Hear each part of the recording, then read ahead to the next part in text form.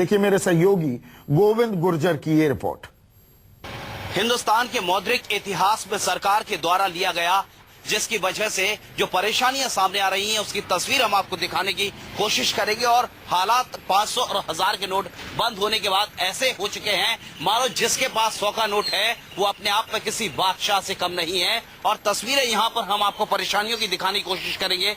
सांची की डेयरी के आसपास भीड़ तो लगी हुई है, लेकिन यहाँ सांची की डेयरी के जो संचालक हैं उनसे भी हम बात करेंगे कि आखिर किस तरह से इस तरह का जो फैसला आया है। तो अभी आपकी जो बिक्री थी, सुबह से आप फुटकर तरीके से बहुत सी चीजें बेच लेते थे, अभी किस तरह की दिक्कतें आ रही है? अभी यही दिक्कत है कि हमारा ये दूध है, ये ऐसा प्रोडक्ट है कि इसे रख भी नहीं सकते हैं और नहीं निकालें तो यही परेशानी। रखा हुआ है, सुबह से नहीं आए, जो कोई आ रहा है 500 का या 1000 का नोट लेके आ रहा है, तो रखा है हमारा प्रोडक्ट। तो ये सारा सामान जो है वो जो एक दिन में यूज होता है दूध, वो खराब होने की आशंका की तस्वीर यहाँ पर नजर आ रही है। लोगों के पास खुले पैसे नहीं है, जो भी है 1500 रुपए का नोट लेकर यहाँ आ रहा है, लेकिन इनकी मजबूरी ये है कि ये इस तरह के नोट को ले नहीं सकते हैं क्योंकि सरकार ने इनको अवैध घोषित कर दिया है और लोगों के पास खुले पैसों की जो किल्लत है वो बरकरार है। लोगों के पास आज 100, 50, 20 के नोट मिलना बड़ा मुश्किल हो रहा है और ऐसी तस्वीर हिंदुस्तान के हर शहर में नजर आ रही है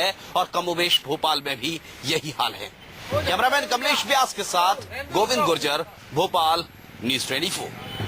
और मेरे साथ एक और खास मेहमान जुड़ गए हैं, अशोक सज्जनहार साहब, जाने माने राजनयिक हैं। आपको बुलाया अमेरिकी राष्ट्रपति चुनाव के लिए था, लेकिन यहां पर जो ये आलम बना हुआ है, ये इनिशियल पेन देख रहे हैं, लोगों की तरफ से सराहना भी हो रही है, लेकिन लोग परेशान भी हैं।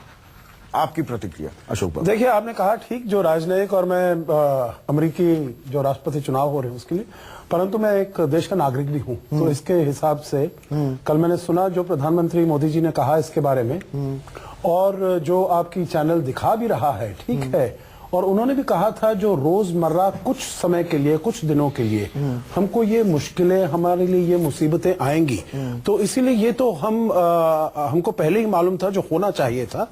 परंतु अब जैसे ये हालात हुए हैं, ये सरकार को देखना चाहिए जो इसको कैसे हम सॉर्ट आउट कर सकते हैं, कैसे रिजॉल्व कर सकते हैं। परंतु सबसे अहम बात जो है वो ये है कि जो ये ऐतिहासिक कदम है, ये साहसिक कदम है, बिल्कुल ही अप्रत्याशित कदम है, क्योंकि जैसे प्रधानमंत्री ने बताया और आपकी चैनल ने भी और सब लोगों ने भी सुना होगा, जो केवल 8 बजे उनका देश के नाम संदेश था ये, और 10 मिनट पहले सबको मालूम चला तो जितनी गोपनीयता थी, जितनी कॉन्फिडेंशियलिटी थी, ये सर्जिकल स्ट्राइक थी। हमने तो रात को ये बिल्कुल फ्रेज गढ़ा इसके लिए। जी, प्रधानमंत्री ने 2 सप्ताह पहले स्वयं कहा था, हाँ। जो काले धन के विरुद्ध हमारी सर्जिकल स्ट्राइक होने वाली है, हाँ। तभी हमारे यहाँ के लोग समझ पाएंगे। और जो आपने कहा सरकार जो कदम उठा रही है और सरकार को कुछ रिलीफ देने के लिए कुछ और प्रोएक्टिव होना होगा। पेट्रोलियम मंत्री धर्मेंद्र प्रधान का भी बयान आया है, पेट्रोल पंपों पर अगर 500 और 1000 रुपए के पुराने नोट नहीं लिए गए तो उन पेट्रोल पंपों के खिलाफ कार्रवाई की जाएगी। तो सरकार कुछ न कुछ डैमेज कंट्रोल मोड में भी आती दिख रही है। एक छोटा सा ब्रेक लेंगे, ब्रेक के बाद भी खबरों का सिलसिला जारी रहेगा।